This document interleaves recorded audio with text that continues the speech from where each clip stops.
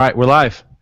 Welcome. There it is. Welcome the zero of us that are watching, but I'm going to do this for all the people who watch this in the future.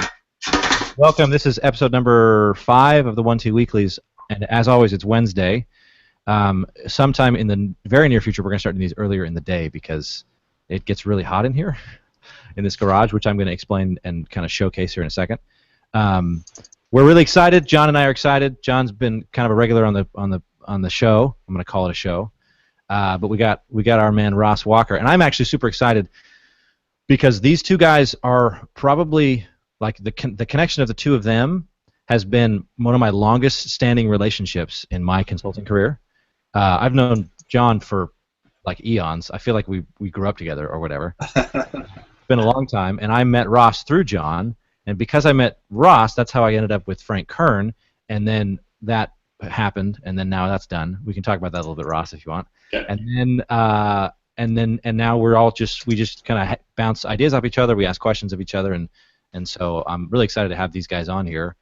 Probably in terms of like freelancing, they've been freelancing a lot longer than I have, and I probably two of the wisest people at least in the Infusionsoft space that I know of, and people when it comes to like conversations with customers and strategies and things like that. These are the two guys that I would trust the most if I ever asked anyone any questions ever, which I don't. But if I did, these are the guys I would ask.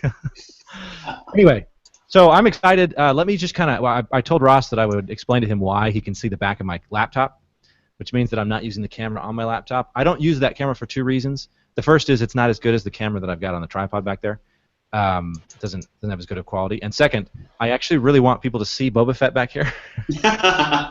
That's a motivating factor, really. Yeah, that's probably the most important part of the whole thing is that I want people to see Boba Fett because I'm really proud of that vinyl. So anyway, what I've done is some of you may notice I'm in a different spot. I actually moved my whole setup out into the garage.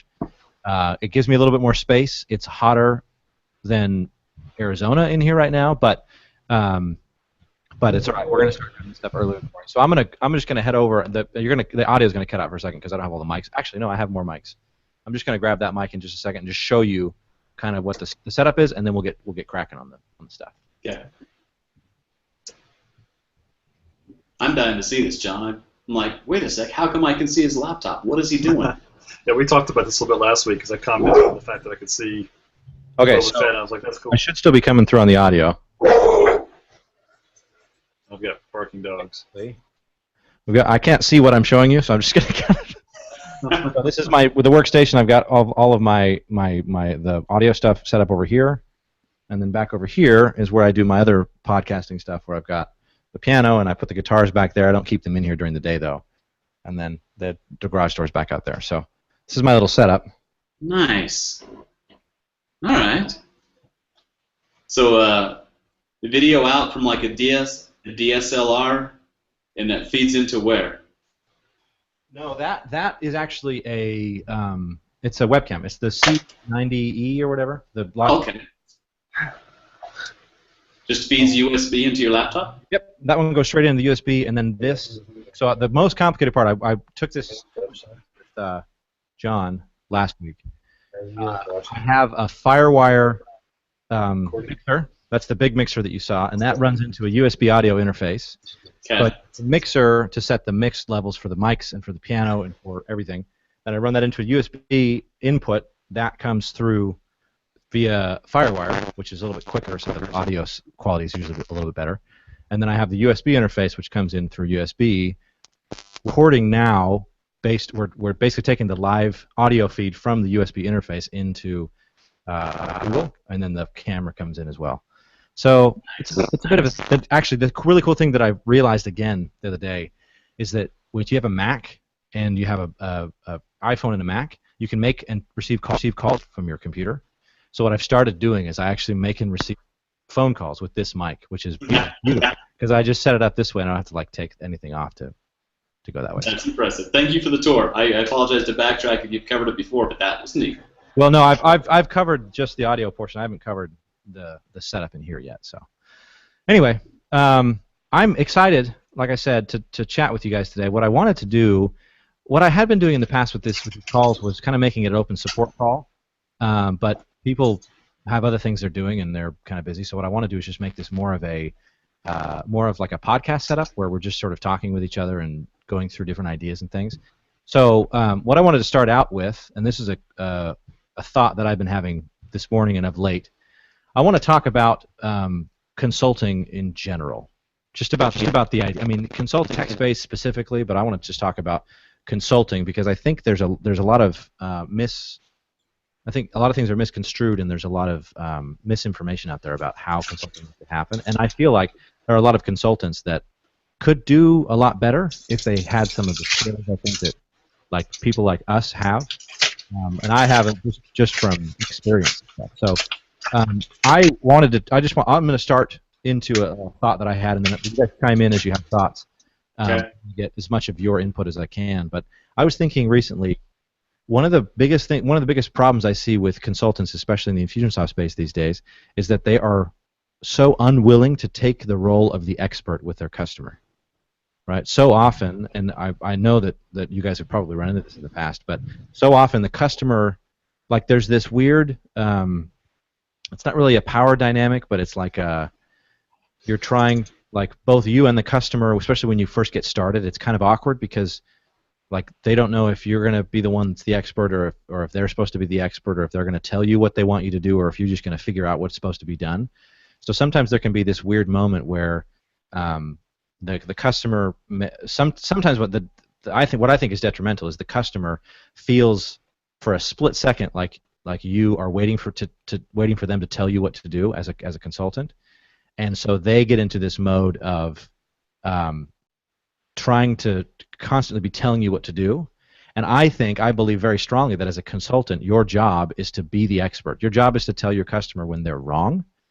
Your job is to know more than the customer does about what's happening, and to bring those types of things to the customer. So because when it comes down to it, like technicians, especially in the like internet marketing, anything on the internet space, being a technician is a very it's everybody. There's lots of technicians, and you can pay $15 an hour for someone to come in and build a campaign. What people want to pay consulting dollars for is when should we use this campaign? Why are we using this campaign? Should we use this campaign or this campaign? Is this campaign tested? What's the right copy to put here? How many links should I put in here? So when you get a client that comes in and says, no, I want to tag every single one of the links that anybody clicks because I want to have that data, right? You as a consultant should know, are they doing $4,000 a month or are they doing $400,000 a month? Because if they're doing $4,000 a month, they don't have the time, nor do they have the traffic to make decisions about that type of data. So there's no reason for you to spend a bunch of extra time trying to create tags for every single link that they send. You know, these are the types of questions that I'm sort of referring to. Is just stuff like this where you kind of want to take that role of the expert and be like, no, let's do that later. Let's actually get something in place first, and then we can go from there. So that's just that idea of, as a consultant, your job is not to be the order taker, because there are people that, and if your client just needs someone who's an order taker, I think that consultants have an obligation to tell their customer, hey, look, that's not me. You know what I mean? You can pay somebody else like a fraction of what you're paying me. What you pay me for is for the high level, the consultation part of it. So I don't know. What thoughts do you guys have on that, or on other ideas, other strategies of consulting that you think are important? John?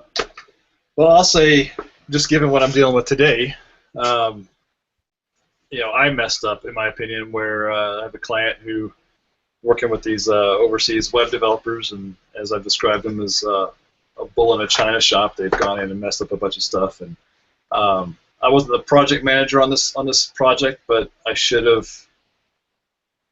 been prepared and said, hey, are you asking these guys this, and this, as far as what their processes are? So, because my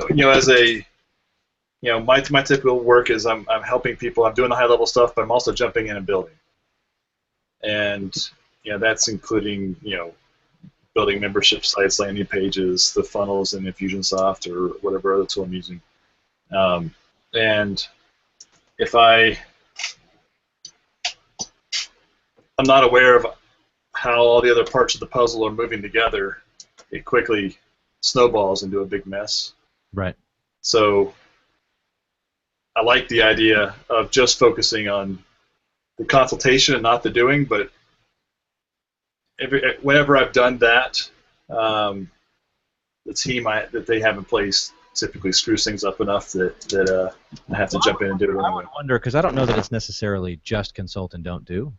Because sometimes at the end of the day, like doing the consulting is like the first half, and then the fact, like for example, me, Brad and I, we have always long considered ourselves. I don't know if this is I've never actually tried this out, so I don't know if this is true. But I have always considered myself to be the fastest and most efficient implementer of Infusionsoft on the planet, rivaled only by Brad. But he's doing all this like high level talking to people and playing basketball and getting elbowed in the face stuff. So I like to think that I'm. But that's kind of the idea. If I'm doing the consulting for you, I'm going to build it for you because I'm going to do it faster and better. Now, that doesn't mean that you couldn't pay less and get somebody else to do it. But if I've built it in my head, so I can build it for you. But I think in those situations, well, in fact, we should talk a little bit more about like that type of project management, because you say you weren't in the position of a project manager for it, but was that something where you could have, or is that something where you could have stepped in and taken over a project management role? Are there other experiences you've had in the past where you have stepped in and taken more of a project management role and it's worked out better for you because you have your fingers in all the pot? Like I'm dealing with a client right now where I'm like the end of one of the like fingers of the team, and so I just sort of get things flung at me like, okay, do this, and there's people coming at me from all over the place, and I just haven't done a good job of bringing it down and creating a very streamlined avenue of communication, if that makes sense. Yeah, and what you just said there, avenue of communication, that's the biggest part of it. With the stuff I'm doing for this gal, it's a lot in a short amount of time, and so I wasn't able to say, let's slow this down and have me be the project manager. Overall, it's still going to go faster than if I had been doing that. It's just this past 2 days, we were supposed to launch, Monday, and she's into the astrological stuff. So apparently Mercury's in retrograde, and that means bad stuff. So yeah, I told her, I said I don't follow that stuff, but I don't dismiss it either, because I've got 2 clients right now that are having some weird stuff going on. So because my financial bottom line depends on me not dismissing it. yeah. No, I totally, yeah, I agree. Do you feel like, and Ross, maybe you can chime in on this as well, do you feel like when you get into situations like this, do you feel like, okay, next time I'm with a new client, I'm going to start out and just say, this is how it's supposed to go, and I'm going to be a project manager, and when there's things that need to happen, like it's going to all come through the same single line of communication? Like, do you feel like there's different situations you have that set you up to do it differently the next time? Yeah, there's exactly what you said. You know it right after you screwed up. You're like, oh, how did I get stuck in an implementer's role? And where did I slip out of consultant to become a task getter? And after you've identified it enough, then eventually you make it a habit to say, okay, this is where I keep screwing this up. And I think that actually the 3 of us are very prone to it, because knowing you guys, we're all extremely casual. And that's probably one of the worst parts of our personality, because you're so friendly. Yeah. And it's easy to do. Yeah, you know what? Not exactly yes, man, but people get so comfortable with you. They're like, dude, Ross, you're smart. You know how to do that too, right? Will you install that SSL certificate? And I'm like, I do know how to do that. No, I won't. You know what I mean? Right. Right. Do you find what have you found for yourself, Ross? That because you mentioned you start to pick up on patterns and like when things happen. Is there more? Are there more like trigger points aside from just being a nice guy that cause that to happen? Because I think that's an important thing, and I have some that I know of, and it'd be interesting to hear John's too, because I feel like that's an important thing that people could benefit from, is learning. Here's some trigger points that could affect you as well. Yeah, there is the change in my own language from I can do that to we can make that happen. If they mention something that I don't want to be known as the guy that gets that task, instead of saying I can do that, I say we can make that happen. I'll be sure your project manager gets that on the list to have it done. Things like that. Then I'm like, okay, that was a big one. a psychological one that happened that I didn't plan for this, but it's been one of the coolest things that does happen is, I try to be the consultant, but like you, we like to implement, right? When there's little things on the implementation that get done, or anything on the implementation that get done, I never report that anymore. Even if I did it and I finished it, I hand it over to the project manager, and she emails the client and says, hey, this part or this phase, this is now done. So it's not my email, it's not my face, it's not my name being associated with that task. I can come back later at our meeting and say, yeah, you saw that phase 1 was done, we got that done. It's no longer my fingers that touch the keyboard. Moving it out of being a personal one-on-one related to you and the customer, and into the customer's relationship with an organization that's taking care of things for them. Yeah, okay. And then if they reply to her, and she takes care of that, which I see those, and we talk about them all the time. But just the simple fact of who did that email come from, how was it written, when did it happen, that kind of stuff, that's been huge. I didn't even see that coming, but that was a huge. Oh, I could see that. How many people are working for you right now? You have a like an assistant or account manager. Do you have people working at like actually implementing under you? Yeah. There's my project manager / assistant / half of my head now. Yep. She's probably 20-25 hours a week. Okay. And then I've got a team of implementers now. We're up to 7 of them. Oh, nice. And they all do. It just depends on our current workload. How many hours they're doing. Do you find? I'm curious about this. I'm going to get to you, John, in just a sec. This is a rabbit hole that I'm purposely going down. Do you find, Ross, that you have issues with training or with keeping your implementers to a certain, like, to a style of implementation or anything like that? Like, what has been, because when you bring people on, especially when you're a freelancer and you're used to doing things yourself, you bring people on. The first thing that goes out the window is consistency. Right, consistency in the product that you're delivering, which in our case, for the most part, is a service. So, do you find that how do you get around that? It was a problem. Found a solution for it, and so I wish it was. I expected something bigger. It's video. I make for every project. There's the big picture video. This is what this project's goal. This is what we will need to accomplish.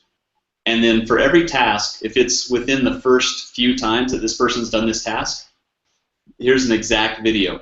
This is exactly what I need you to do, and I verbally say it. I'll refer them to a video I recorded earlier. It needs to look like this one. Like your timers and your emails are in this lane. Your tags are in this lane. You know what I mean? I mean, you know exactly what I mean on that example, right? Yeah. And so I show them this is exactly how it looks like, and then if they did it wrong, or if it was, which actually doesn't happen much when I use this video, I record myself fixing it, and I talk the whole time. Okay, I see that. So so last follow-up question on this, and then we'll move on. But this is very intriguing to me. Do you find that you're spending? How much time would you say you spend, given that you've done like the initial work on these videos, like the main? You have like a kind of repository of video content that you can refer them to. How much per project, how much time do you think you spend making a video versus how much time is spent by them doing the implementation? By doing it on a ratio, it's way profitable. Total on a regular funnel build, I probably will record in total maybe 20 minutes tops, 15 to 20 minutes of video. 5 to 6 of that will be the one big video. And then there'll be just a certain amount of tasks after that one. But the project manager watches every single one of the videos, and she quality checks everything they do. So she's seen the video, she heard my instructions, she looks at them, and then she'll report back to me and says, I don't know if we nailed it on this one, Ross, look at it again. And that's when I'll make a repair video. You have the ability to turn over some of the like the final quality checks. I don't have that as Martino. Like, it would I don't know that I could hand off the initial quality check to anybody else. Because I'm insane like that. I get the last one. I always do the last one. Like I walk through the whole campaign completely. Yeah. But yeah, she quality checks it before then. Oh, that's insane. That's amazing though. That's actually good. I think that's a great thing to think about as a consultant, is understanding that, especially if you're in a services industry, the way that you scale and make more money is by adding employees. That's literally the only way. You can't do it any other way, because if you're a project-based consultancy where everything you do is based on the customer coming to you, giving you a certain amount of work to do, and then moving forward that way, the only way that you scale a number of those projects you can do is by bringing on employees. But the only way that you keep the quality up, I think you hit it right on the head. The guy that does the Video Fruit website, I forget his name. I'm friends with him on Facebook. I only say that because I was kind of proud of the fact that I was able to become friends with him on Facebook. I think that video idea, because what can happen is that he does the same thing. When he has projects that he wants done, he spends an hour making a video, and he gets 10 hours worth of really, really sharp. He gets exactly what he wants because you're taking them through. Yeah, that'd be a 10 to 1. I would probably say I'm about 7 or 8 to 1, but that is a freaking cool metric. I should figure out a way to watch closer. Yeah, the cool thing about that too, someone like you, Ross, is that, and eventually that turns into a, hey, you want to learn how to consult the way that I consult? Here's the thing. There's a tip, right? If you make video, you can see a pretty consistent, like, if I make 20 minutes worth of video, I can get 5 hours worth of work done from somebody, and it's just 5 hours. It's not 5 hours plus my 5 hours of review plus 5 more hours of them redoing it. It's 5 hours done, and then you review at the very end, and then you're good to go. It's much more. Yeah, then you really go. Video to work ratio. I'm gonna start watching that. Thank you. Yeah, that's awesome. So, John, now that we've circled back around to you, do you have any along these same lines? Any things like that? Because you're a little different. You're more like me in that it's just you. You work, solo for these different companies and people. So, what kind of for people that are sort of solo, what kind of stuff can you? Well, let me first say the only reason it's not more than me is because I am really slowed to get people in the pipeline. I would love to have the problem that Ross has solved. So just saying it's in some ways a choice to be a singlepreneur or whatever you want to call it. But a lot of it really comes down to not being smart enough to scale the same way I help my clients scale. Yeah. The biggest thing is not the biggest thing. One of the biggest things is having a good communication channel, and email is the worst.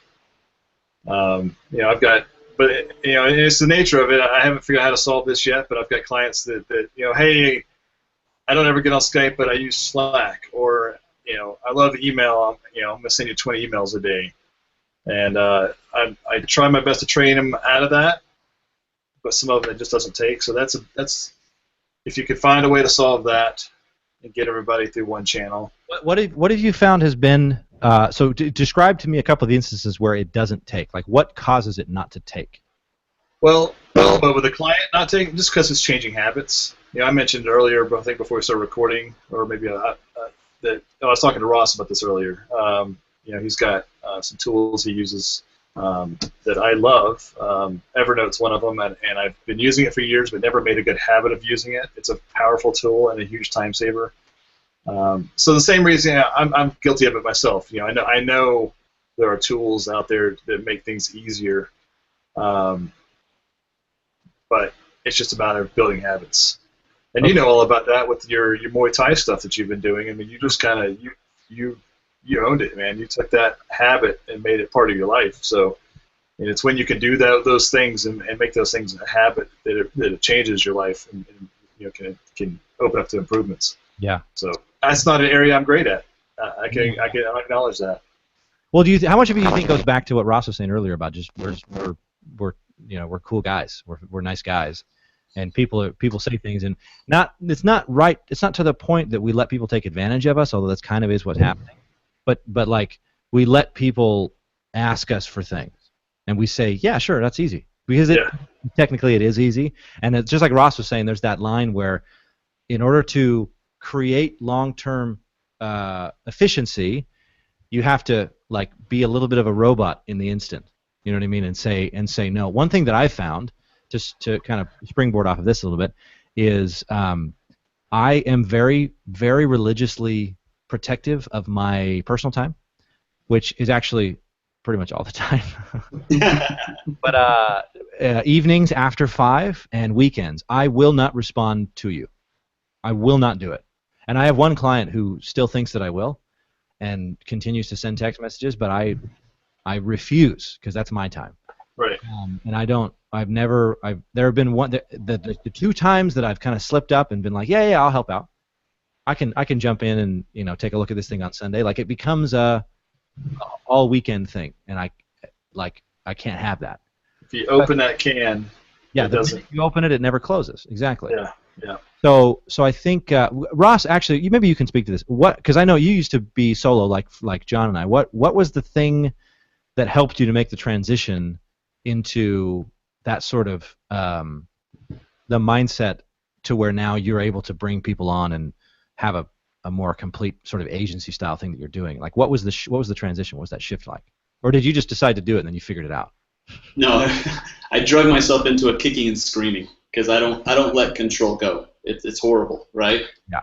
But I completely filled up my day with work to the point of like, okay, I enjoy fun enough that I can't work this much, but this is the amount of money I want to make. Yeah. So I've got to finally. It took me like 8 months, forever, to finally just say, okay, I raised my rates a couple times. That worked well. But finally, I just had to start doing it. Found a project manager, didn't work out. Found a second project manager, didn't work out. Found the one I have now, and it's been beautiful for almost a year. And by how much? These are. I'm super curious about all these questions. By how much did you raise your rates when you did that? Doubled your rates? Yeah. All right, I'm gonna try that. I'm gonna try that with this annoying client and see if I can. Because either I'm gonna make twice as much money, or I don't have to worry about him anymore. There you go. You either feel good about the work because you're making enough, or they're gone. Right. So, well, I don't think I'll ever feel good about the work I'm doing for this guy, because this is another example of like I needed money, and he needed work done, and that's like my least favorite type of relationship, right? Where I'm just sort of at his mercy, and so I kind of want to keep raising rates on him until he's like, okay, that's too much, and then I can be good. But by that time, I will have made a bunch of money, so it's all good. Yeah. So basically, you just did it. I just had to do it, and I took some time. I started at the bottom. I found someone else to delegate my tasks to first. Started building the lowest end of the team. Okay. And so I was playing implementer and project manager, and so I was training them and getting rid of some of these really cheap tasks. And then I did the project manager. That's what took the 8 months to say, okay, now that they know what they're doing, they know how I work. I learned the video trick at that point. Yeah. Then I went and got the project manager and said, this and client communication was the biggest hours per day that's killing me. That's all yours now. And so she follows up, does quality assigns and reviews tasks, does client communication, and then just keeps looking at the big picture, saying, okay, this is what's next. Let me get those things rolling. Yeah. She's awesome. Do you have so? This actually could just turn into Ross teaches Brett and Yeah. which I'm totally good with, because that means I make more money. There. Do you? We'll send you your fee. Don't worry. No, there you go. I'll buy you an Icon ticket or something. Do you have like a pretty consistent pipeline of people coming in? How does that process work now that you have a team? Because before, basically, I mean, obviously when it's just you, it's like, oh, you want to give me money? Yes, I'll take it. Yes, I will take money. Yeah. Strangely enough, the cobbler has the worst shoes. I still don't have an amazing funnel built for myself. It's all referrals. Do you find that they just come to you? They do. They just pop up every single month. Somebody new shows up, and when they say this is how I found you, I'm like, oh yeah, that makes sense. I couldn't have predicted it, but that makes sense. Yeah. Yeah. I mean, I don't have consistent that type of thing, but all the clients I have now like called me. They're like, hey, I heard you're on your own now. I want to pay you money. Pay money. Like, done. Let's do it. I'll take your money, and then I'll do some things for you, and it will be good. John, what about you, John? I know you mentioned before you don't really have much of a pipeline because you're like me in that you kind of get set in. Yeah, like this is what I want to do. I want to have my routine. I have these different things that I want to do. We're like, I don't know how much of this is you, John, but I feel like I am one thread of patience away from actually being really good just at having a job. Like I just don't have the patience for authority, like for somebody else being in charge. Like that's the one thing. Everything else about what I do, I love routine. I love coming to the same place. I love having a thing that I'm doing. I love being able to get into like a cycle and staying on that cycle. I love having jobs that I do. I love doing the same thing. But I just can't handle having somebody else tell me what to do. Yeah, that condition's called entrepreneur, and yes, you both suffer. Yeah, exactly. Yeah, the idea of having a job has appealed to me, from time to time. I've had one job since I've lived in Utah, and it was for a dirty place. Yeah. But great people. Some great people. As with any place you go work, you find good people, and you find that the people that run the company, you ask them what's your company vision? Make money. Make more dollars. Yeah, that's out there. I want more of them in my pocket. Yeah. And there was all sorts of shady stuff going on there, and I was very glad when that ended. What has been, if I may ask these questions, what has been your experience with getting business? Like, do you do any sort of self-promotion? Do you do any marketing to get clients? I know when you have a client or two that have your income needs basically met, you just kind of sit with that. But yeah. Like, what's your process for getting new business, or does it just come to you? It generally comes to me word of mouth, and that's probably been one of my weaknesses and strengths at the same time. Is that all my life I've always been able to make things, financially been able to make things work. Yeah. But it's I want to be here, and that gets me to here. So figuring out what that rest of it is, a lot of it is. I'm always jealous of Ross's business mindset. He always seems to have it figured out. And I've always got work to do, but I know I could be much more efficient at it. And but word of mouth is typically where I get it. If I get desperate, I'll hit up a couple of people that do some of the masterminds and say, hey, if you need some help, if anybody in your group needs some help, just give me a quick shout. That'd be awesome. Sure. And that's worked for me pretty well. Yeah. Yeah. But it's not scalable again. But yeah, it definitely not, because you can't count on it. Right. It tends to work out pretty well when you have kind of momentum going, because especially the more clients you work with, the more you're able to turn people out. Here's a question that has come up in my head. It doesn't really connect, I don't think, logically, but my head works differently, so that's the connection. You guys find, the two of you, I'm assuming, Ross, you have moved away from long-term clients and more into projects, right? Actually, I use my projects to fill up my bucket of long-term clients. Okay, so your eventual goal with people is that to get them into a long-term client relation, where they're like paying you a monthly retainer. Yeah, I literally tell people on my sales call, I say, we're going to go on a date, probably 2 dates before we're ever going to get married. I don't even want to meet your parents yet. Yeah. But if you like working with me, and I like working with you, and you have projects that interest me, we're going to turn this long-term eventually. I love that. So the question comes down to this. I want to hear from both of you. What do you do? Like, what does that look like? What does the first 2 dates look like for you, Ross, and then for you, John? Like, when you meet and when you have a new client and you're figuring out what you want to do with that particular client, do you charge them like an intro fee? Do you set up like a short-term contract? Do you just do a project and then move from there? So like, what's the flow there? I have to be able to define it as a project and say we need to have boundaries. Say this is exactly what it is to avoid any scope creep. Because if they think we're going to date for a long time, scope creep is a horrible problem. Scope creep is the worst. Yeah, so we say this is the box. I can fill this box in this amount of time for this much money, and when we're done with that, then we'll make the decision if we're both happy. And I won't tell them rates or hours or anything until the project's over. I'll just say, I am available on an hourly retainer or a monthly retainer, but until we get this first project done, I don't think it's a fit. And the first project is that always you do give them a quote and then you say, okay, some of them come in and it's like, hey, I want to take the next 4 weeks of your time, and you're charging them $5,000 versus like a $2,500 project type thing. Yeah, this is the quote for this project. Period. Done. Okay. All right. And then after you're done with the first project, then do you usually reach out and say, how often has it been where you've done the first project and been like, I don't want to work with this guy? About half the time. Yeah. Yeah. And you just not reach out back out to them? Do they come to you and you're just like, no, sorry? Yeah. Usually if I'm silent, they'll just go away. Okay.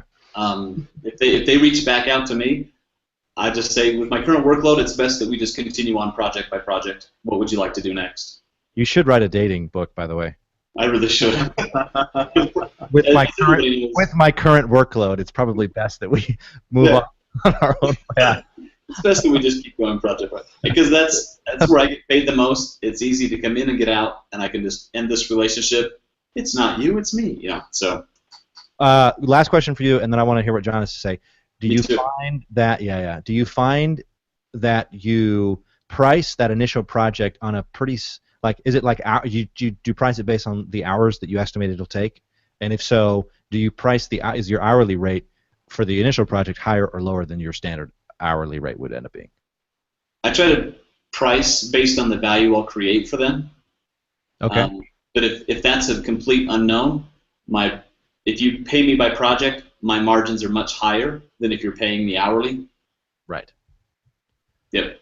So when if I come to you and I have a project that you think is going to take like 10 hours, are you factoring in 10 hours to the price that you're going to charge me, or or is that like the base level and then you like mark it up like 700% because that's what we can do? That and more. That and more. Okay. Yeah, that's good. Okay, John. Yeah. What about me? So I love what Ross is saying there about about having the project first. But one reason I don't typically go that way is, as far as how I'm doing business now, is that one of the prerequisites is they've got to be making the world a better place. And so if they're doing that and really doing that, then I give them a lot of leeway. Got my big client right now.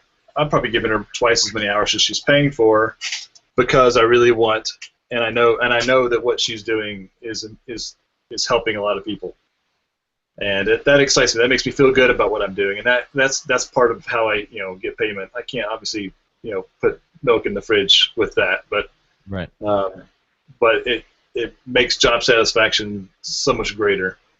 Well, milk is for cows anyway, so that's fine. Are you going paleo? Is that what I'm hearing?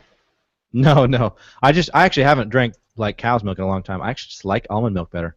Anyway, that's not. I'm doing cashew milk actually, so cashew milk it's less calories than almond milk even. And it tastes it tastes like dessert. It tastes like you shouldn't be drinking it. Yeah, it's good. Yeah. It takes a special technique. Yeah, I think Ross, you almost had it there. You crush the cashew with your fingers like this, and then. Yeah. Okay, that makes sense. Yeah. So anyway, you got to go unsweetened. Just saying on those. Yeah, we can talk about that later. I'll argue with you about unsweetened versus sweetened later. So do you find, John, that most of the time you have one client at a time? Is that? I have one big client at a time, and then a few small clients. And I like it that way, but it's a terrible way of doing it, because once that one client has any glitches, eggs baskets kind of thing. Yeah, then it leaves a big hole, and so that's something I need to work on. We've talked in the past. You've guided me in the past on building a membership site, and Ross and I have talked about it. It's something that we should all be doing for for recurring income, stabilizing income, and so that's on my list, and it's getting bigger and higher up on the list every day. Is building a tool that can automate the education process, and whether it's something, whether it's even marketing related, I don't know what I'm going to do yet. there's a few things that I'm knowledgeable in that I could help, and yeah, so that's if you really want to scale, that's what you got to do. I mean, it's either that or hiring a bunch of people, and I still am scared to take that leap. I'd rather build a tool that I can scale, with some outsourced help, maybe with somebody doing Facebook ads and that kind of stuff. But Right. No, I totally understand that. I'm in the same boat. I just have a hard time like taking on the responsibility of somebody else's income, Ooh, yeah. which I think was one of the biggest things that we took forever to try to scale at 6 Division too, because Brad had the same issue. And I think it sounds to me like the jump from solopreneur to having employees is about the same as the jump from employee to solopreneur. It's just a little bit more intense. It's something you just kind of do, and you find yourself on the other side of it, and you're freaked out for about a month, and then every night for about 6 months, you're like, what the freak? If I wake up tomorrow and these guys go away, I have no money. And then eventually you're like, okay, no, I can function. I know what I'm doing. Like, this will work out, and you kind of have to move forward that way. But I think as far as scaling in the services industry, that definitely is probably the way to go. I actually wanted to talk for a second, though, about the membership site thing, because I saw this really, really neat post today by Mike Birbiglia, who's a comedian. He's hilarious. He's got some of the best comedy I've ever heard in my life, but he's kind of like a B- list comedian. Yeah. He's not one of the big ones, because his stuff is pretty like highbrow, like it's kind of involved, and like it's his whole show. It's this whole. He's not like a joke guy. He's like the delivery, yeah. Anyway, he talks about how to the whole article is called "Making It Small in Hollywood," and he said one of the biggest things, and this actually comes from Irving something, the guy that makes This American Life podcast. He said there's a difference. When you first start out and you're creative and you're making something, there's a difference between your taste and your output and your ability to create. And so what happens is a lot of times for the first 6 months of creating something, what you're making isn't good enough for you because your taste is much higher than your ability to create. And so what happens is a lot of people will quit because they're trying to make this thing and they know what good, it's like, say you're making food, right? You're making pastries. I know what a good pastry tastes like. And I know, I have a really sophisticated palate, but the stuff I'm making is down here. Or like music for me, right? I know good music because I've been studying it my whole life. I make music, and in my own opinion, some of my stuff is pretty good, but it's pretty subpar. But what happens is you have to keep going until your muscles, your mental muscles, and your abilities match up, and you find that matching spot where your taste matches what you're able to produce. And I think that's one thing that can stop a lot of entrepreneurs because they get in the same bucket that John and I are in, where we have some clients, we're doing some business, things are good, but we're scared to make the jump into scaling services. Because again, we don't want to take on the responsibility of someone else's income. We don't want to have employees sound just that the whole idea is just not really where our mind is thinking. So we want to build something, but what can happen, and this happened to me, I've started about 7 info products, 8 maybe, and as I'm making them, I'm like, this is crap. You know what I mean? That's the first thing that happens. This is crap. So I just kind of stop. So this has kind of reinvigorated me to go back and say, no. You got to make it. You got to be bad at it before you're good at it. Like John, you mentioned before about Muay Thai, it's the same exact thing. You got to get your butt kicked before you start kicking butts. You know what I mean? Like I just yesterday, one of the best, arguably probably the best pound for pound kickboxer in the world trains out of our gym. And he's Russian and doesn't speak very good English, so he and I have become good friends. And he and I, we sometimes will spar and we'll work together. And the difference between when I work with him and when I work with somebody else is it's like night and day, right? Because when I work with him, he's obviously on a much higher level. But as I'm continuing to grow, there's other people, because of that experience of just getting totally destroyed by this guy, I'm learning how to up my skills in the rest of what's happening. So I think it's probably important. I think the point I'm making is that it's important not to let that, your own taste, stop you from building.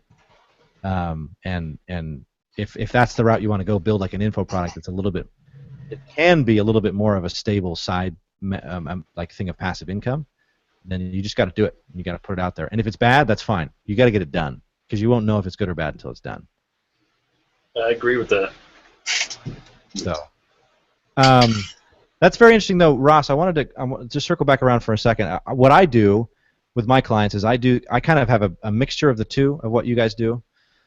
I will do an initial thing where it's hourly. I have them pay like a ridiculously low rate. They pay like $1,000 for like 20 hours as the initial rate, and I say you'll just pay it up front, and I'll give you 20 hours, and at the end of 20 hours, we'll figure out what we want to do from there. And the nice thing, I leave it super open-ended I think for the same reason that you do, Ross, because it gives me the ability to price based on, number one, the amount of work that this person wants me to do. Because I'm all about retainer, right? I don't really like project work. Is nice because there's it's very done when you're done. I like that, but there's always the chase. You have to go get those projects, right? Or you have to have a method for them to come to you. I have neither of those things. Right. And so I'm always about like figuring out what a long-term relationship would be. You know, I'm less afraid of commitment in general, which is probably why I got into trouble in the first place. But I think so. I'll do that initial thing, and then at the end of that leaves it super open-ended, so I can price based on the amount of work that I'm doing for them, based on how much they want me, based on how little I want to work with them, and so I can basically price myself that way. But I got a question here, Brett. Yeah. So if you came to me and gave me an astrologically just a crazy low price, that's going to be a huge plus to me falling in love with you. So I'm not going to walk away. I'm like, dude, I want him there, and you're okay with it. Like, yeah, I like working with this guy. How do you raise your rates? Well, that's the thing. I say at the very beginning, I say, look, my rates are higher than this, but just to get started. Okay. Like, for us to get to have let me do something for you. Let me make you some money. Right. I had one. I will not name names because I could get in trouble because he asked me specifically not to. But I had one guy who came in. I've had one guy come through, do the $1,000 thing, and not continue. Yeah.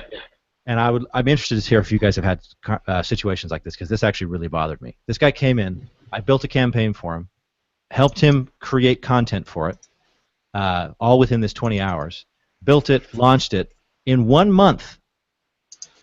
This campaign alone that did not exist before, I watched because I still have access to his account. I watched the thing, the numbers roll in. He made $1 million in the first month. Nice. Right. So just and this is recurring revenue. All he has is one info product. I made him $1 million in one month, like immediately right off the bat. So I went back to him and I said, "Oh, this is great. Like, we're doing really well. I have some ideas on other campaigns we can launch. There's all these other cool things we can do. Let's start talking about what we want a long-term relationship to look like." He's like, "Cool. Just send me some thoughts. Like, send me what you're thinking as far as pricing goes."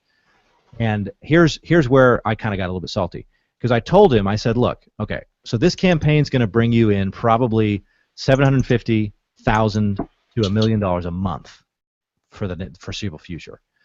So I thought to myself, normally when someone charges a lift fee on the top of building a project for somebody like that, like if I had gone to him beforehand and said, just want to take a percentage of whatever I make, which is a viable option. I haven't actually done it yet, but I'm interested to try it. I would have asked for 3%, and I would have come away with like 30 grand. Right? I didn't do that. It was in hindsight. Hindsight's 20/20.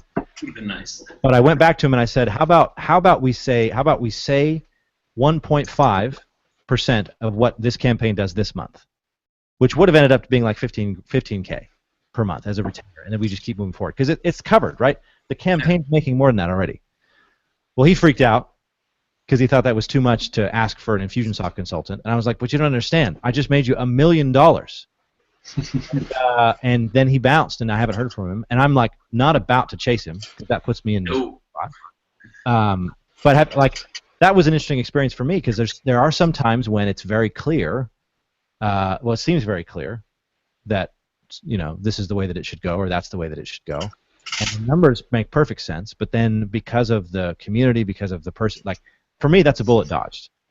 Because even though I could have been making a lot of money, if the guy that I'm working with doesn't understand the basic concepts of, like, I just made you all this money and I didn't charge you jack for it. Like, you paid me $1,000, I made you $1 million. I asked for 15, and it was too much for you. And it was wow. So that was kind of an interesting situation. But I think most of that was just because I didn't. That actually speaks to what you were referring to earlier. I think I probably came in too low to begin with. But and just as a side note, I'm not the first guy to say this, and I'm not the last. But the people that want to pay me the least are the highest maintenance clients I've ever had. Yep. Every time. So yeah, raising my rates helped my profitability and my attitude because my clients were better people. Yeah, I think I want to do that because I'm interested in trying out bringing people on that I can pay to do some of the tasks. Like, this is a good question for you, Ross. I think this will be helpful for you, for myself, and for John and anybody else who's listening. You mentioned earlier that there were certain tasks, the cheaper tasks that you had people doing. That was the first stuff you outsourced. Mm-hmm. Like, what was the progression? Like, you started out doing everything yourself, and then you did mention that you had your project manager start doing email and client communications. But what was the process? Because you mentioned you were doing project management first. So what was your first? What with the first person you brought on? What were they doing for you? First things that I had them do was, here's how to go, edit or change something I created. I did it. We ran it by the client. These are the things that need to be different. So it's so easy just to, here's how you get in and change what I did, right? Yeah. Then the next level, obviously, was like, okay, here's a small piece of a bigger thing I'm creating. For me, it was WordPress stuff. Anything that needed to be created or changed in WordPress, that goes first. And then it moved over into Infusionsoft and other plugins to say, okay, I've created this, now you edit it. Okay, now you can create it. Since you've edited what I've created, you're exposed to how I create. Now you've edited it a few times, now you can create it just like I created it. And we'll just review to see how you did. Okay. And when did you feel like you had enough either revenue or enough employees, or was it just workload to where you needed to bring on a project manager? Like, what was the shift there? When my hours were about half and half between what I wanted to do and definable project management stuff, that's when it finally was pain. It should have been earlier, but that's when the pain was big enough for me that I'm like, I really don't like being a project manager, and I know I'm not good at it, but it's taking up almost half my day. Yeah. I'm sure that an idiot, could do it twice as fast as I do. Yeah, and she does. She does it way faster than that. So that's the other thing she's worried about, right? That's her focus. Yeah, that's her one thing. And I think that's her skill. Yeah, I think that's kind of a lost concept, is this idea that when you can silo people in, like, we in small business like to think, oh, well, why would I pay somebody else to do something that I can do?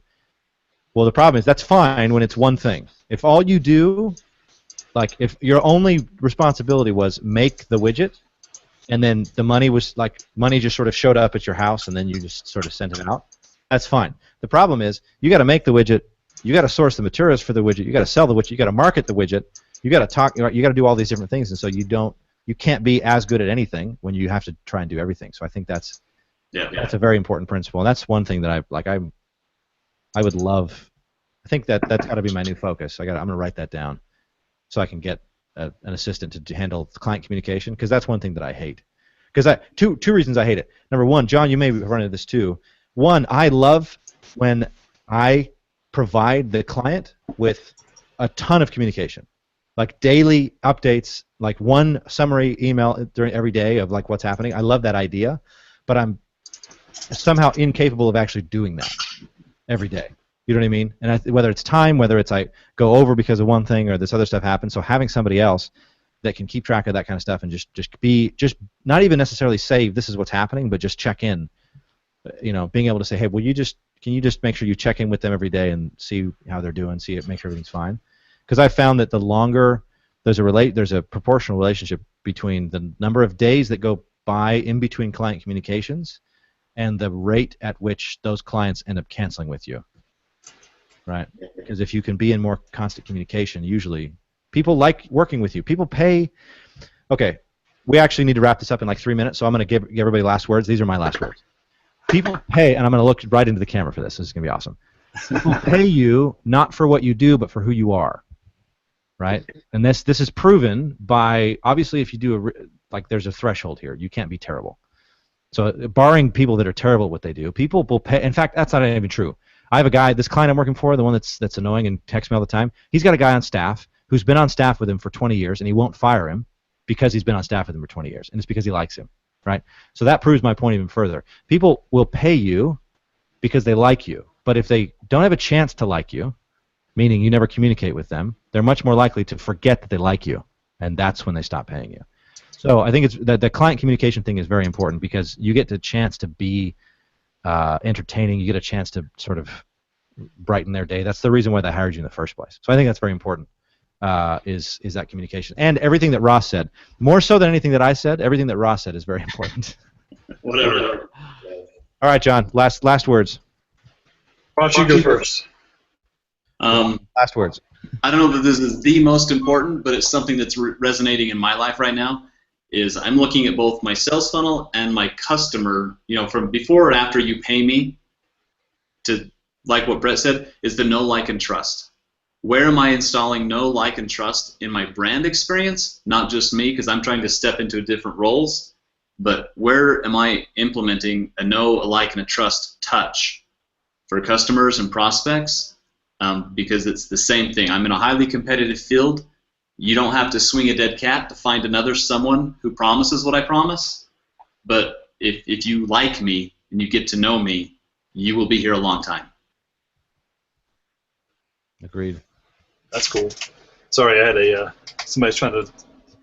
One of my contacts doesn't like to follow the Skype rules and ask, "Can I call first?" Which is weird because you don't have a phone. I don't know why there's a rule of Skype like that, but obviously I can't answer it.